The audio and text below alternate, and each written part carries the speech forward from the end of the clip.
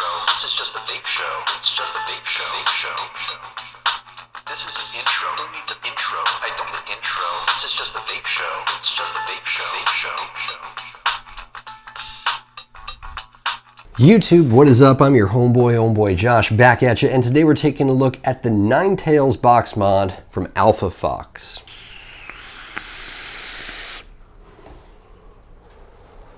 Let's get something out of the way first and foremost. This is a 200 watt box mod, 200 watts with bunny ears, because although the display says 200 watts, it is most certainly not an accurate 200 watts. Here's a look at how this thing performs with a full charge on two LG HG2 cells. Not bad, not bad. Kind of a slow ramp up, not too bad in the clouds. Here it is on the Relo RX 250 now after the upgrade at 200 watts. Yeah, the Relo kind of blows it out of the water. So it's definitely not an accurate 200 watts. What is accurate 200 watts these days other than the DNA 200 or something like a triple battery, quadruple battery mod? It is what it is. Beyond that, it's actually still a pretty neat little device. Neat. I really like the design on the side. The designs on the side are, they're engraved. It looks cool. Every surface of this device is covered in these really nice looking engravings.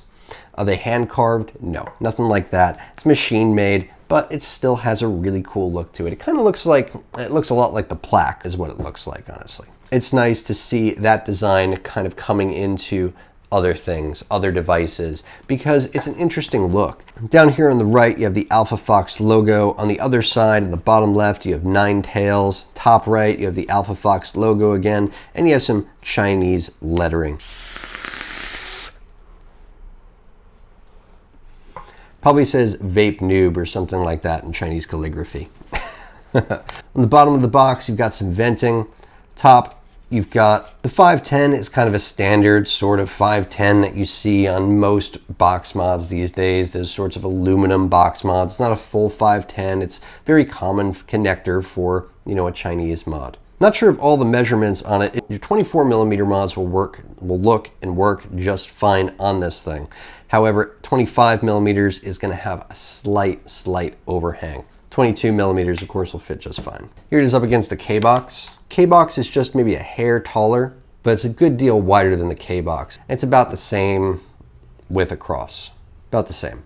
So it's comparable in size to something like the K-Box, for example, with stiffer corners. The edges are rounded, but it's definitely got that boxy kind of look to it. I know in this day and age, people like seeing things of all these weird form factors. Weird form factor, weird form factor, weird form factor, weird form factor, sort of.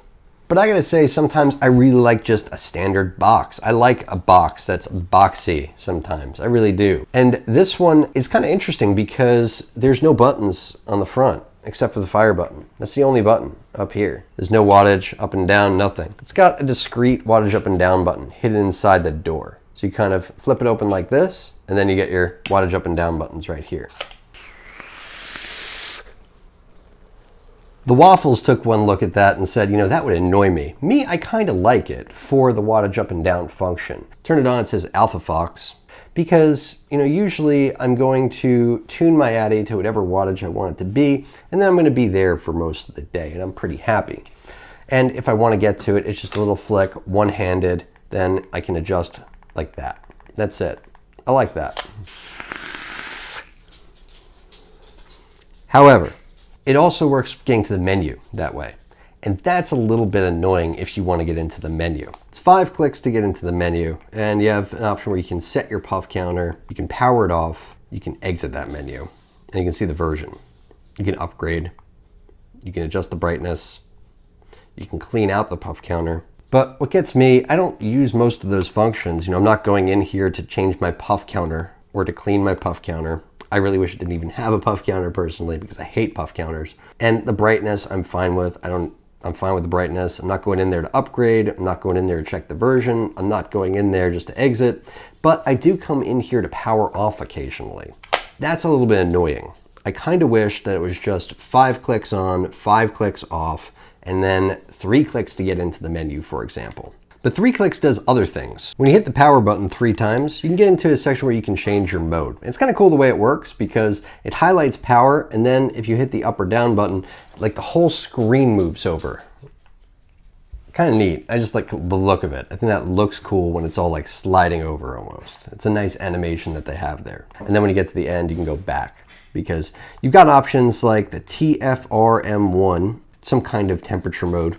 TCRM1, that's another temperature control mode. You've got a taste mode. In the taste mode, what you can do is you can customize for 5 presets how long it's going to fire at X wattage. So you can say, for instance, say that you want it to hit for, say, 0.5 seconds at 30 watts, 0.3 seconds at 65 watts, then go crazy for 0.5 seconds all the way up to, say, 200 watts. Why not? And then just jump down for no reason back to 28 watts. And then for no reason at all at P5, jump back up to 100 watts because why not, right? Then when you're done setting those, you hit the 2 buttons again and you're off and running in your own personal wonky wattage mode. Wonky wattage mode. There it is. Yeah, did what it should do. Okay, cool. Pushes through them too, so you can see what it's doing. And then it stays at 100 watts. Why would I want to do that? I don't know. You can customize your ramp up and whatnot. You can also play jokes on your friends, I suppose. Yeah, here you go, it's only hitting at 30 watts. Then let it go there for like 3 seconds, 30 watts, it's nothing, then don't do that.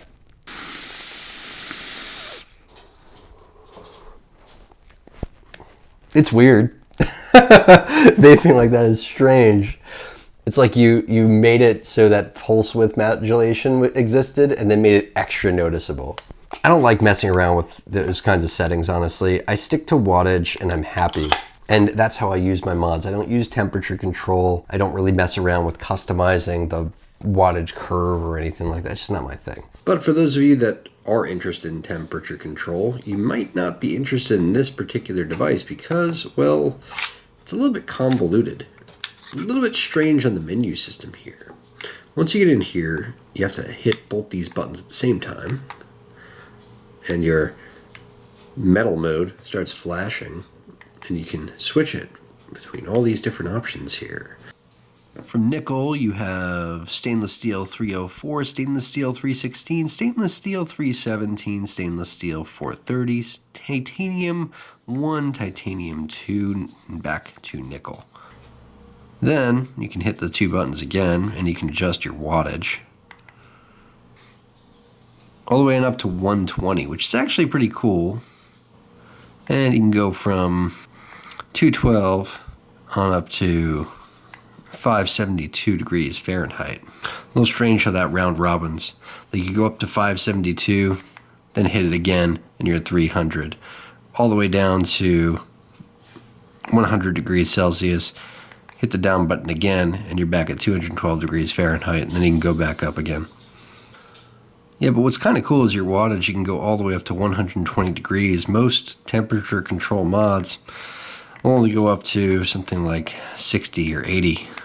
So I guess that much is kind of cool. So some things that I definitely don't like about it. The magnets. The magnets need work because it's got 1, 2, 3, 4 magnets on it. This magnet in the top left corner fell out the first day. So they need some stronger glue there. They need to have a little bit more quality control with certain things like that. But otherwise, the door slides in, slides out really nice. It's got the ribbon to pop the batteries in and out nice and easy. It's pretty clean in there. I like that. It's a little bit tight in there, getting them in and out. So it's a good thing the ribbon's there. And the screen has a lot going on. You've got your voltage, you've got the seconds that you're pulling, you've got the puff counter, you've got the ohms, you've got your wattage, of course. In temp mode, you've got your wattage and your temperature.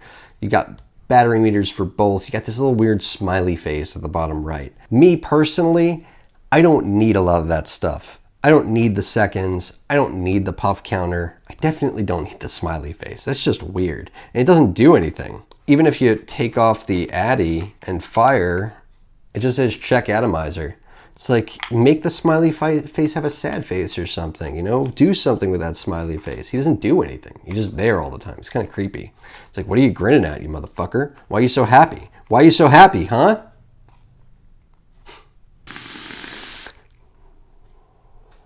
It's nice that you can put anything up to 24 millimeters on there and it's not going to have any overhang. That's cool. This is the Lynx RDA, so it does have a little bit of overhang because it's 25 millimeters, but it's not too noticeable, honestly. Not at all. I've had dual battery mods that fake 200 watts a little bit better than this one, if you ask me. I have kind of a love-hate relationship with the buttons being on the inside here. It takes a little bit of getting used to, especially when it's time to turn off the mod. I like to turn off my mod when it's not in use and then turn it back on. That's just me. But the big high point for me is the really cool engravings on the side. I like the engravings. It's got this peacock kind of feather thing going on to it with flowers. I don't know. It's just kind of a cool look to it. The detail and the logo is really nice. And that's, you know, a lot of small details on that logo. So the machining process that they're doing to get that kind of engraving, I think it's done really well. It's very clean. Even the Chinese lettering, tiny details. There's only a couple mods I see that do this, the plaque being one of them. Overall, I think that it's a nice effort from AlphaFox. I feel like that it can be demoted from a 200 watt mod to 160 watts. You know, just for accuracy's sake, that would be cool. The power off function, I wish I could access that from the fire button rather than going through the menu. That would be cool. The other functions, I really don't care very much about them one way or the other. I'm not a big temp guy, but for something that can bring heat to my atomizer and do it stylishly, it does it pretty well.